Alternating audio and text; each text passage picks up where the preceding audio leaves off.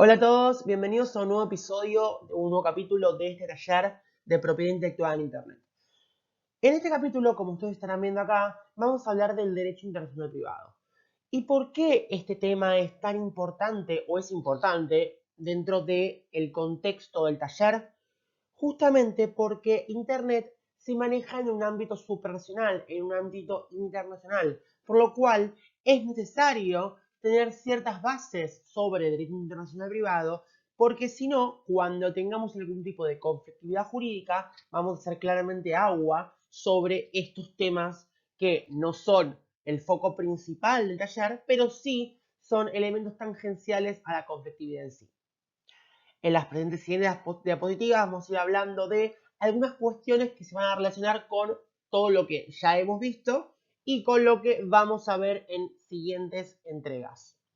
Así que avanzamos en las diapositivas y vamos adentrándonos en estos conceptos básicos del derecho internacional privado. Ahora bien, como en cualquier tipo de episodio que nosotros hacemos, es necesario conceptualizar el tema a tratar. Entonces acá ven la definición, no tiene sentido que la repita, pero lo más importante que vamos a sacar de acá es que tiene como objeto los conflictos de competencia internacional. Pero acá es necesario hacer una aclaración. ¿Tendrá como objeto todo conflicto de competencia internacional? No, porque para eso también existe otra rama del derecho que será el derecho internacional público. Esa rama va a tratar los conflictos entre los estados y no dejan de ser conflictos internacionales. Entonces, hay que determinar qué tipo de conflictos pueden entrar en el área de expertise o de estudio del derecho internacional privado.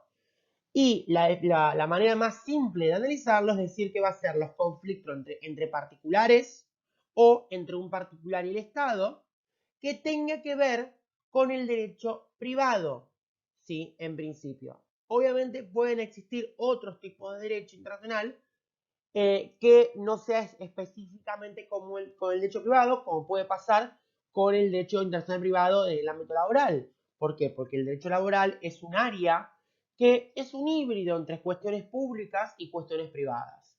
Pero en principio todas aquellas áreas que se incluyan dentro del derecho privado sean aquellas que se podrán tratar bajo esta órbita.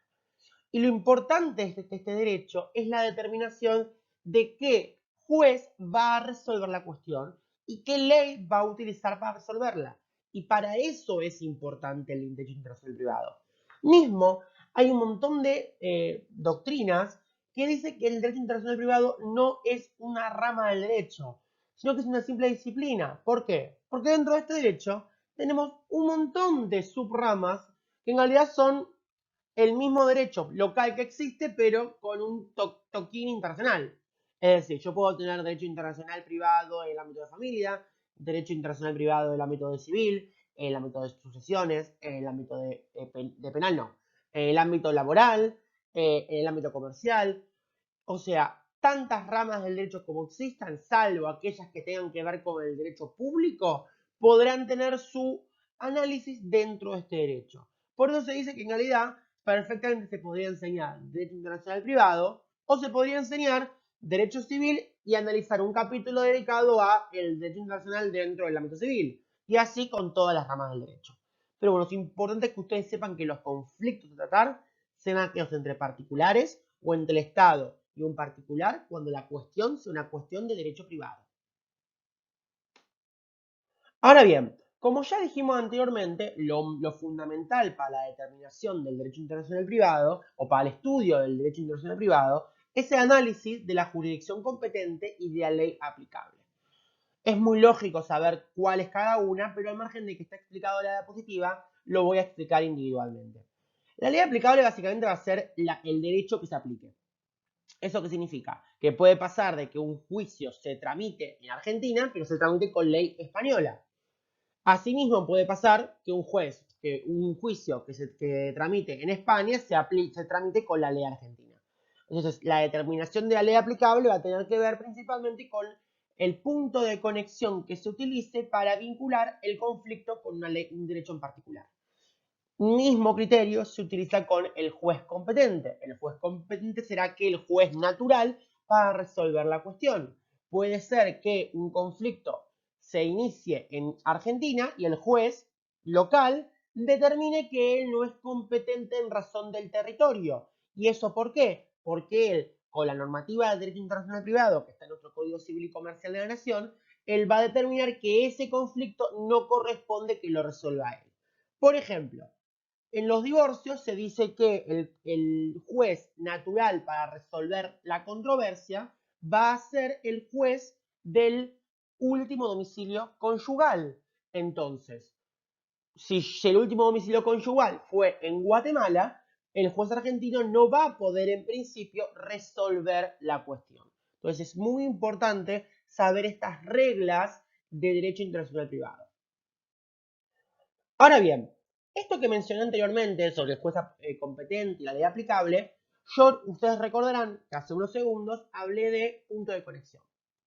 El punto de conexión es lo que va a determinar el derecho que se va a aplicar o el juez que va a resolver la controversia. Pero para entender lo que es un punto de conexión, primero hay que clasificar las normas en normas directas y normas indirectas.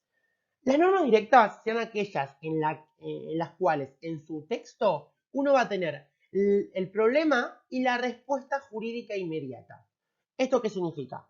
Supongamos que estamos hablando de una cuestión relativa a derecho penal, que es el modo más fácil de explicar normas directas.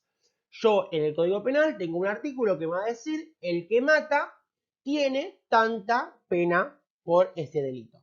Entonces me proporciona un conflicto jurídico, un problema, un delito tipificado, que va a ser el homicidio, y me proporciona una escala penal para ese conflicto. No me remite a otra norma, sino que en la propia norma me va a determinar una respuesta jurídica inmediata. En cambio, una norma indirecta será aquella que posea un punto de conexión.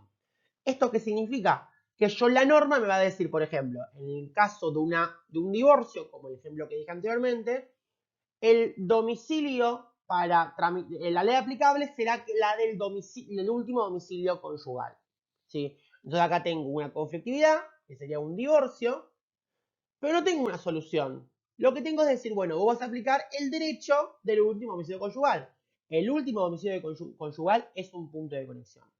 Puede ser, el punto de conexión puede ser el domicilio, puede ser la nacionalidad, puede ser el lugar en el cual efectivamente ocurrió el hecho. Por ejemplo, en derecho penal, al margen de todo, el derecho internacional, las normas de derecho internacional hablan de que cuando se trate de una cuestión relativa a delitos, va a ser el domicilio en el cual ocurrió el hecho. ¿Por qué? Porque el derecho penal es estrictamente territorial. ¿Sí? Lo mismo podría pasar con el derecho de autor. El derecho de autor es de naturaleza territorial. ¿Sí? ¿Por qué lo vemos esto en esta materia? Que en realidad tiene gran parte de derecho de autor, porque aunque el derecho es territorial, eso no quita que Internet lo sea. Entonces, el factor Internet es lo que nos requiere tener estos conceptos de derecho internacional privado. ¿Esto significa que una norma indirecta va a ser el único tipo de normas que se practiquen o que se utilicen en el derecho internacional privado? No. En realidad, cuando uno resuelve una cuestión que tenga una naturaleza internacional, va a tener que utilizar ambos tipos de normas.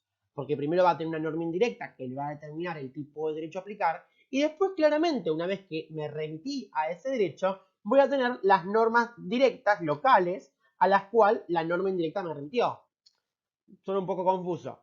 Por ejemplo, en el ejemplo que venimos planteando, en el caso de divorcios, el domicilio será el último domicilio conyugal. Entonces ahí tenemos una norma indirecta.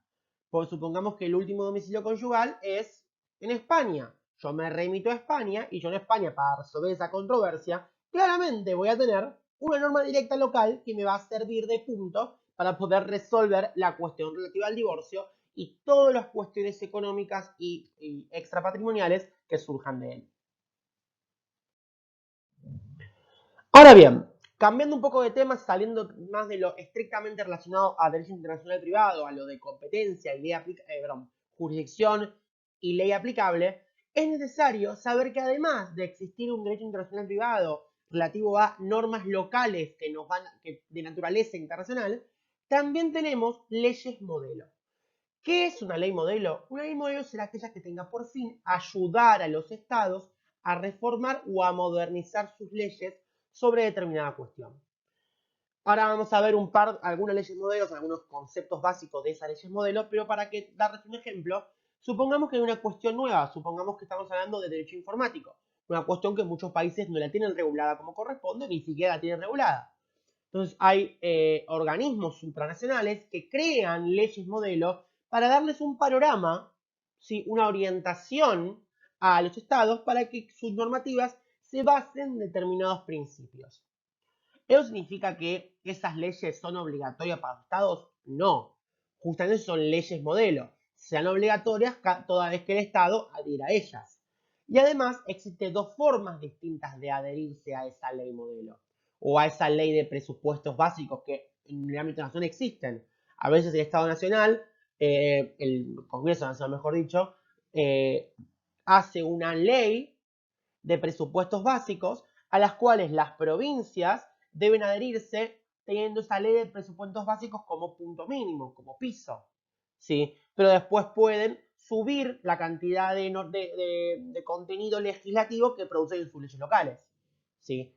Entonces, las leyes modelos sería algo muy parecido a cuando se habla acá en Argentina de una ley de presupuestos básicos. Ahora bien, ¿qué dos formas tiene un Estado de adherirse o de tener en cuenta los preceptos que surjan de esa ley modelo? Una es la armonización y la otra es la uniformidad.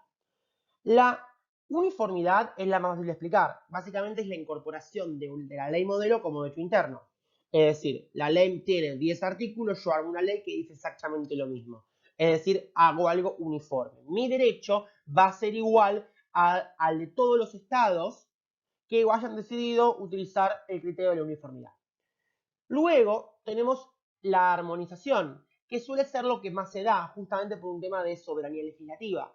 ¿Qué es la armonización? La armonización será la adaptación, ¿sí? Y la utilización de los principios básicos de la ley modelo, pero teniendo diferencias entre un derecho y el otro, ¿sí? Puede ser que uno tenga como base principios determinados, que son los que vamos a ver a posterior, por ejemplo, los dos ejemplos de leyes modelo que vamos a explicar en este taller, pero que después cuestiones procesales o haya otras cuestiones específicas no coincidan con la del resto de los estados. Entonces es muy importante saber el criterio que utiliza el Estado para adoptar la ley modelo, si es la armonización o es la uniformidad. Ahora bien, ya dijimos que existen diferentes leyes modelo en el mundo que permiten la armonización o la uniformidad del derecho local en relación a los otros estados. Pero no podemos obviamente explicar todas, pero vamos a explicar dos que nos parecen fundamentales para el entendimiento de este taller en sí. Una es la ley de comercio electrónico del 96 y la otra es la ley de firma electrónica del 2001. La ley sobre comercio electrónico nace bajo el contexto de la proliferación del comercio electrónico entre particulares, en los cuales se requerían criterios comunes entre los participantes de la transacción comercial. Para eso se sancionó, se creó esta ley modelo sobre comercio electrónico, la cual nos trae un principio importante que va a ser utilizado después por la siguiente ley modelo que vamos a explicar y por una convención que explicaremos luego de estas dos leyes. Este principio es el principio de neutralidad tecnológica. Y lo que trae de novedoso este principio, este análisis, es que permite que los involucrados en la transacción comercial puedan utilizar la tecnología que quieran sin que una entre en desmedro de la otra, ¿sí? Que yo use un tipo de tecnología porque es la que a mí me interesa, la que a mí me sirve, no significa que mi tecnología es menor que la tuya, ¿sí? Es decir, hay un principio de neutralidad en el cual, sin importar la tecnología que se use, los medios tecnológicos que se usen, todos van a ser igualmente válidos, ¿sí? Luego tenemos, como ya dijimos, otra ley modelo, que es la ley modelo sobre firmas electrónicas del 2001. Esta ley también trae principios nuevos y utiliza también el principio de neutralidad tecnológica ya visto. ¿Por qué es importante esta ley? Porque en principio el comercio electrónico tenía un problema muy importante, ¿sí? Que es el perfeccionamiento de esos contratos. Cómo perfeccionaban los contratos con las personas en diferentes lugares.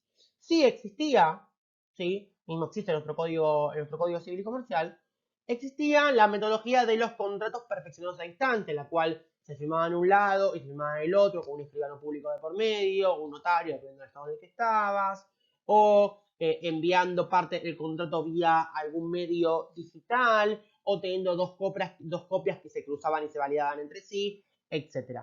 Pero en realidad, que con la proliferación del comercio electrónico, cada vez estas técnicas fueron quedando más chicas, porque era muy costoso, muy complejo, se tardaba mucho, a veces requería cierta inmediatez que los sistemas existentes en el ámbito analógico carecían.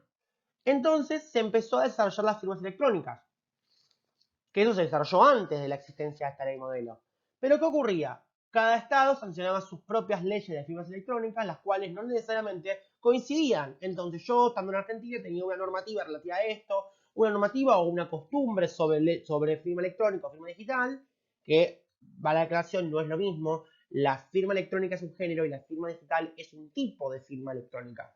Pero firmas electrónicas pueden existir tantas como las legislaciones creen, mientras que mantengan estos principios toda vez que formen parte de esta ley modelo. Hoy día la mayoría de los estados mantienen estos principios, pero en 2001 no pasaba esto. Entonces, ¿qué es lo que pregonaba esta ley? La existencia de principios básicos que iban a permitir que, aunque existan distintos tipos de firma digital, ¿sí?, todas tengan que mantener un criterio uniforme o armónico para que no exista ningún tipo de desigualdad al momento del perfeccionamiento del contrato o de la validez del contrato. Uno de los principios que surge en esta ley es el principio de neutralidad tecnológica. Este principio ya lo explicamos, no lo voy a explicar nuevamente porque lo expliqué hace 2 segundos, pero también existen dos principios nuevos. Uno es el principio de no discriminación, que es aquel que va a establecer que la validez de la firma no puede ser refutada solo por su condición electrónica. ¿Sí? No me puede decir se falsificó, quien utilizó la firma electrónica no es quien firmó el contrato, o me puedes escribir cualquier tipo de argumentación jurídica para determinar si una firma es o no es válida, es decir, si el contrato fue o no fue perfeccionado, o si fue o no viciado, o si se encuentra o no viciado, mejor dicho. Pero no me puede decir no es válida porque fue electrónica. ¿Sí? El siguiente principio, el último principio que vamos a explicar dentro de esta normativa, de esta ley modelo, es el principio de equivalencia funcional. ¿Qué es lo que va a determinar el principio de equivalencia funcional? Que una firma electrónica o una firma analógica tiene el mismo valor jurídico probatorio.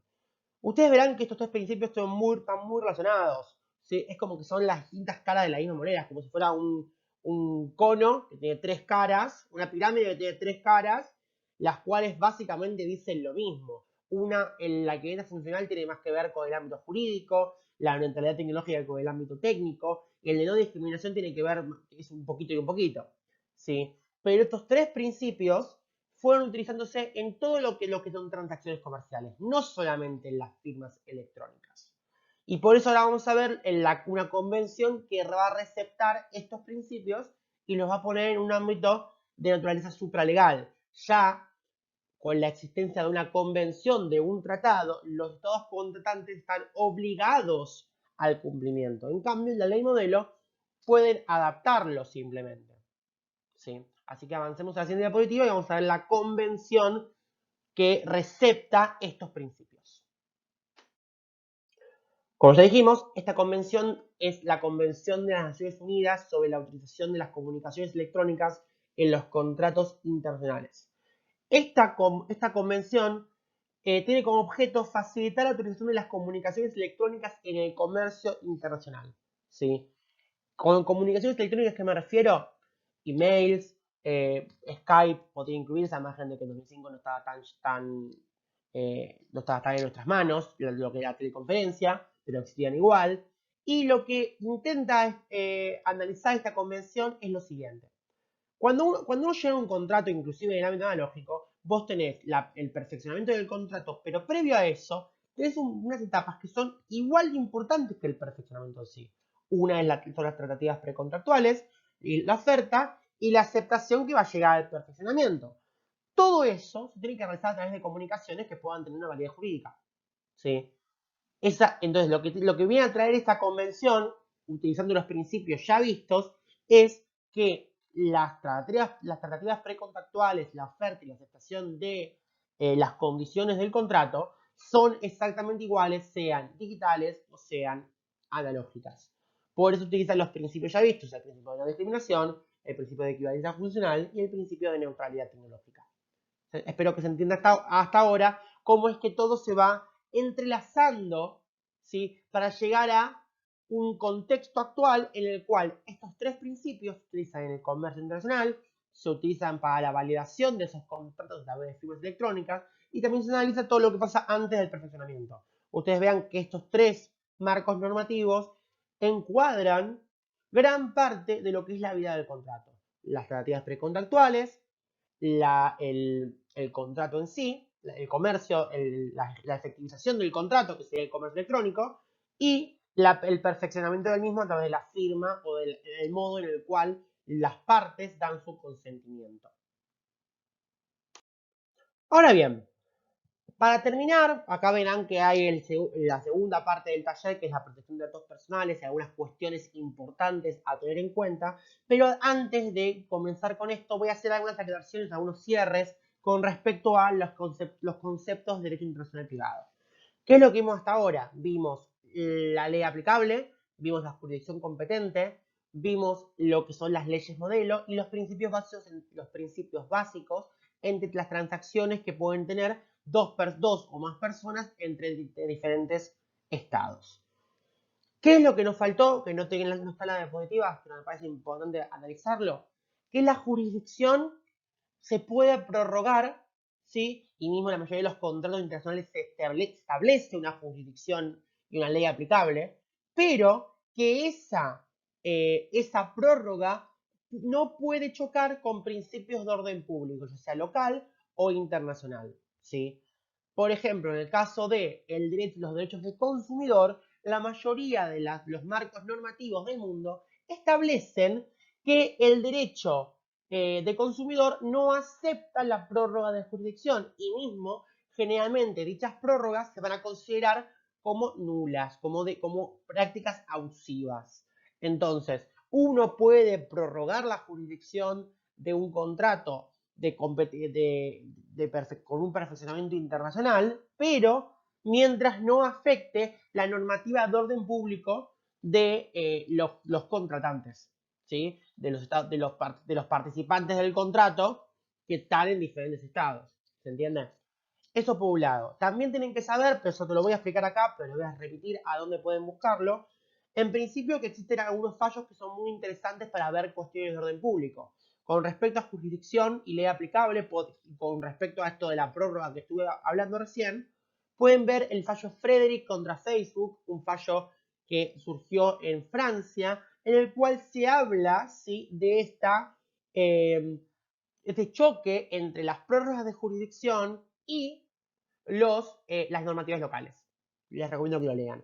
Y además van a ver que hay otras cuestiones importantes del derecho internacional privado, que vendrían a ser en este caso el reenvío, las calificaciones y la cuestión previa, que son tres conceptos importantes, pero que son bastante complejos de explicar y que la realidad es que no tiene mucho sentido en la órbita de este taller en particular. Pero les recomiendo que vean el podcast que también hacemos nosotros, que se encuentra en Spotify y en un montón de plataformas que se dedican a la publicidad de podcast o programas de radio online y todo eso, que se llama DPI y más, ¿sí?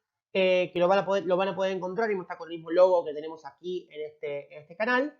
Y les recomiendo que lo vean porque ahí tienen un poco más amplio los temas relativos específicamente a derecho internacional privado. Ahora bien, ahora vamos a pasar con lo que son la protección de datos personales, o al menos con unos puntos básicos. No va a ser nada que se explaye mucho porque en este taller no tiene por fin el análisis de los datos de la protección de datos personales, pero el derecho de autor se encuentra muchas veces muy vinculado con derechos personalísimos de las personas, ¿sí? Yo puedo decir que en un libro, que me plagié en un libro, pero también puedo decir que he utilizado indebidamente la imagen. Y muchos principios del derecho de autor son comunes a la normativa relativa a los derechos personalísimos. Y la protección de datos personales va de la mano a esos derechos personalísimos. Así que ahora vamos a avanzar a tener algunas pequeñas conceptualizaciones con respecto a este derecho. Ahora bien, ¿qué es lo que vamos a ver en relación a los datos personales, a la protección de datos personales? Vamos a ver principalmente todo lo relacionado al derecho al olvido. Como acá ven, el derecho al olvido es un derecho relacionado con el habeas data, ahora explico rápidamente qué es el habeas data, y la protección de datos personales, y puede definirse como el derecho que tiene el titular de un dato personal a borrar, bloquear o suprimir dicha información, dicho dato, toda vez que el mismo no sea actual, ¿sí? Ahora vamos a ver de dónde surge esto, pero les quiero explicar antes qué es el habeas data por si alguno no lo sabe. Ustedes saben que existen garantías constitucionales en nuestro país y en la mayoría de los países que hablan de que hay determinadas cuestiones que están garantizadas justamente por la Constitución. Uno es la acción de amparo, que no la vamos a tocar acá. Otro es el habeas corpus y la tercera es el habeas data. El habeas corpus tiene que ver con la protección de las libertades personales. Si una persona está siendo detenida ilegítimamente, puede presentar el habeas corpus que va a tener por fin justamente la liberación del cuerpo, del corpus, de la persona. Es decir, la recuperación de la libertad personal.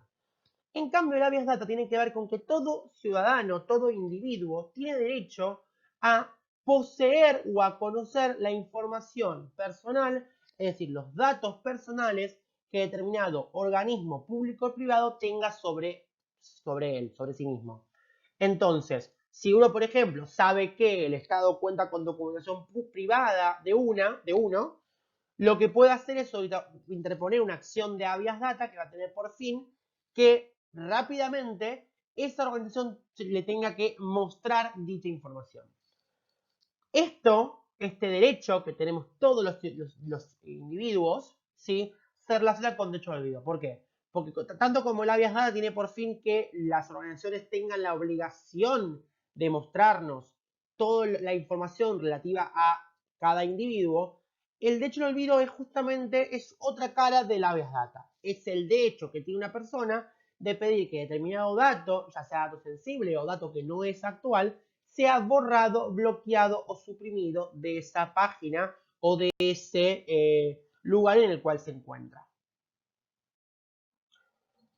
Entonces acá vamos a ver en este fallo, el fallo Costeja, es el fallo en el cual surge o nace en cierto punto la doctrina o los conceptos relacionados al derecho al olvido. Si es un leading case, es un fallo fundamental para entender de dónde surge y cuáles son los principios importantes, ¿sí?, a tener en cuenta para que el derecho exista. ¿Sí? No todo dato que exista en la web o que exista en determinado ámbito, ¿sí?, es obligatorio que se elimine. ¿Sí? Tienen que reunirse determinados elementos. Así que ahora vamos a empezar con los hechos y luego con la resolución.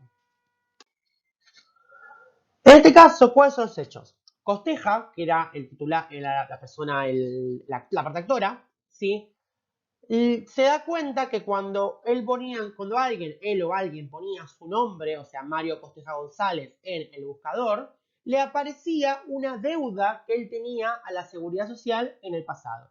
Una deuda que tenía hace muchísimos años. ¿Sí? ¿Qué es lo que ocurría? Cuando vos ponías el nombre, te figuraba un artículo del diario La Vanguardia en la cual hacía referencia a dicha deuda. ¿Por qué? Porque en España y en muchos lugares, cuando hay algún tipo de deuda, ¿sí?, a veces se publica en algún tipo de boletín oficial. En este caso particular, la deuda que tenía Costeja con la Seguridad Social había llevado a un juicio, el cual había terminado con el embargo de determinados bienes y la liquidación de los mismos para poder solventar esa deuda. Entonces, lo que se publicaba en el diario La Vanguardia, que es un diario muy importante y prestigioso de España, lo que se encontraba era justamente el artículo en el cual se notificaba, el edicto en el cual se notificaba sobre dicha subasta pública, porque justamente es pública. Acá en Argentina, al igual que en muchas partes del mundo, todo lo que es subastas públicas o cuando se quiere notificar algo a toda la ciudadanía en su conjunto, se hace a través de edictos y los edictos se publican ya sea en el boletín oficial del país como en algunos diarios de trascendencia local o nacional, dependiendo las sumas en las cuales se maneje. Entonces, dicha comunicación en la actualidad, tantos años después, le afectaba, porque él, por ejemplo, quería hacer un negocio con determinada persona, la persona lo googleaba como es normal y le figuraba que había tenido una deuda con el Estado y que se habían subastado sus bienes inmuebles, es decir, afectaba la confianza que él tenía que tener para realizar cualquier tipo de relación comercial. Entonces, ¿qué hace Costeja? Le demanda a Google, tanto como al diario, para que quite, ¿sí? Eh, para que quite dicha información. Google, ¿qué dice? Dice que él no es el responsable de la continuidad entre el nombre del afectado y la noticia, porque en realidad quienes tienen la noticia en el diario, en el perfil, es La Vanguardia. Ellos lo único que hacen es que su algoritmo recepta toda la información subida al diario. Este reclamo asciende de instancias y llega a un punto en el cual el Tribunal de Justicia de la Unión Europea tiene que analizar si corresponde o no la supresión de este dato personal, toda vez que había normativa comunitaria en juego. Acá hago una aclaración que nos va a servir para analizar todos los siguientes episodios. En la Unión Europea, cuando hay normativa comunitaria en juego, se exige a los tribunales locales que en alguna de todas las instancias del proceso se eleve el expediente al Tribunal de Justicia de la Unión Europea para que analice la aplicación de la normativa comunitaria. En el caso de que sea una cuestión que ya fue ampliamente resuelta, irá a un tribunal mucho más chico que lo único que hará es visar el expediente, mientras que en cuestiones nuevas se va a ir un tribunal más cuantioso o inclusive en pleno que va a sentar una jurisprudencia y por consiguiente una doctrina con respecto al tema. Pero es obligatorio que en alguna etapa del proceso el expediente llegue al tribunal. Puede ser en primera instancia, en instancia de apelación o inclusive en instancia de corte nacional. Pero sí o sí tiene que llegar a ellos. Ahora bien, ¿qué resolvió el tribunal? El tribunal, en este caso en particular, primero diferenció los demandados. Diferenció el diario La Vanguardia con Google. Dijo que el diario La Vanguardia no estaba hoy día diciendo que la persona era una persona morosa y que obviamente formaba parte de los archivos que cualquier periódico tiene que tener y que uno tiene constantemente cuando la situación va cambiando, ir actualizando la información que tiene sobre una persona. Porque eso fue algo que era lícito, que se publicaba en su momento y que hoy día no se estaba hablando de que era algo actual. ¿Sí? Por lo tanto, se eliminó la responsabilidad del diario La Vanguardia. En cuanto a Google, diversificó el tema en dos puntos. Uno es la responsabilidad de Google, que lo vamos a ver al final, y el otro hizo una ponderación entre el derecho al olvido y libertad de prensa.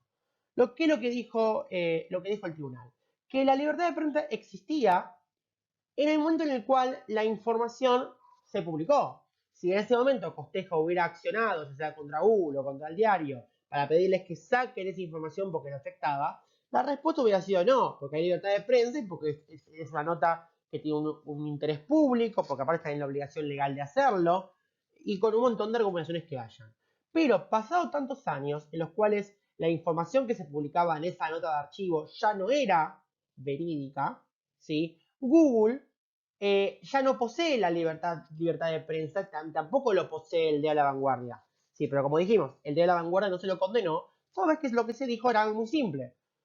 El diario no estaba aseverando que en la actualidad el señor Costeja era un moroso, sino que tenía un archivo que formaba parte de el histórico del periódico.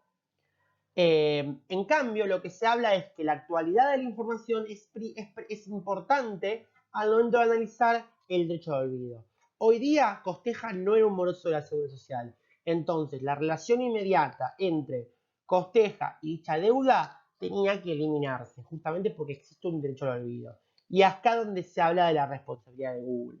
¿Por qué? Porque Google, como motor de búsqueda y en relación a la directiva 95 del 46, que es la que se utilizó para condenar o para tratar el conflicto en sí, que Google, una vez que recibió la notificación por parte de la carta de documento o el medio de comunicación de la afectación que tenía el contenido para con el señor Costeja, tendría que haber sacado el momento. Y Google es responsable porque no actuó con negligencia, permitiendo que ese contenido siga vigente cuando hoy día el señor Costeja no era un moroso ni cumplía la información que surgía de ese linkeo, de ese hipervínculo.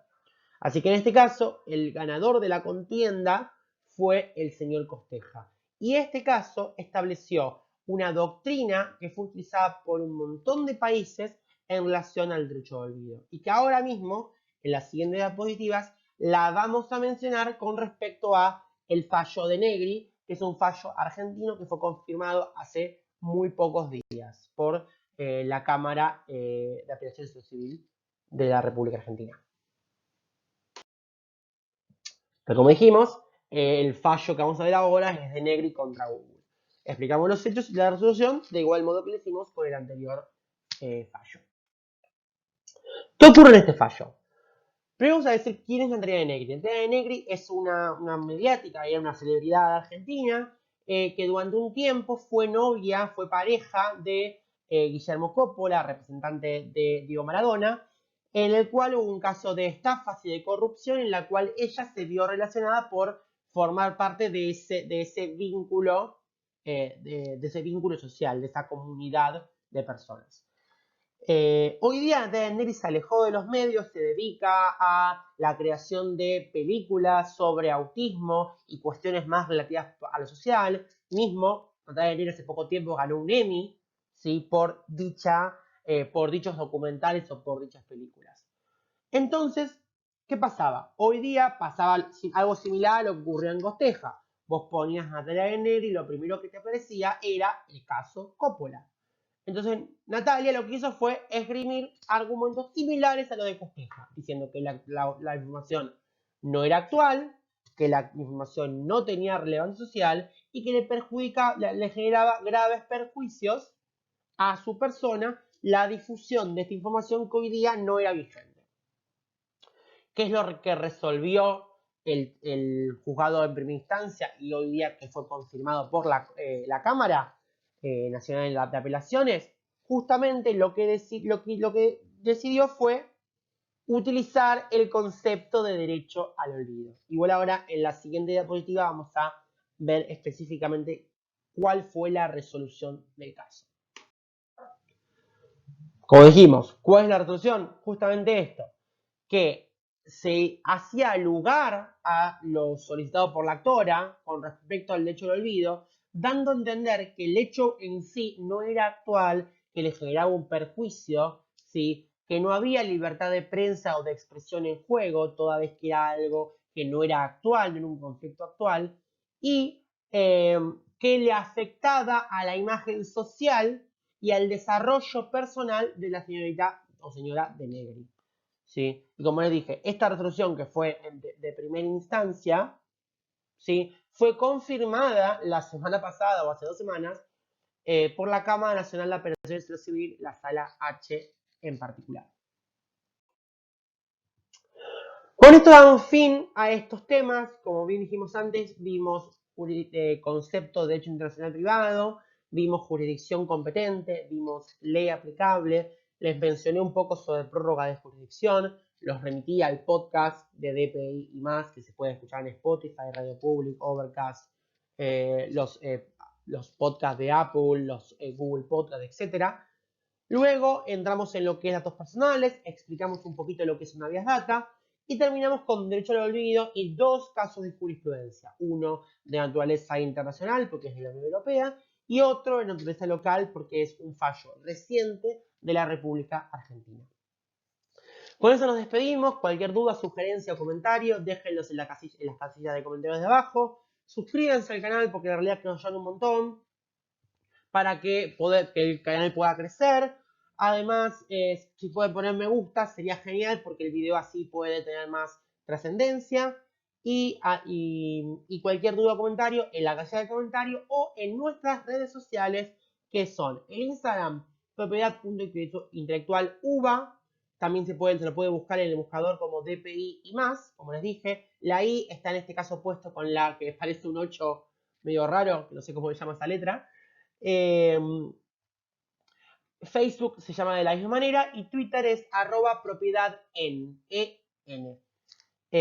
Cualquier duda o comentario, queremos recibir sus comentarios y los esperamos en el siguiente capítulo, que sí nos vamos a adentrar en derecho de autor. Saludos y hasta el próximo encuentro.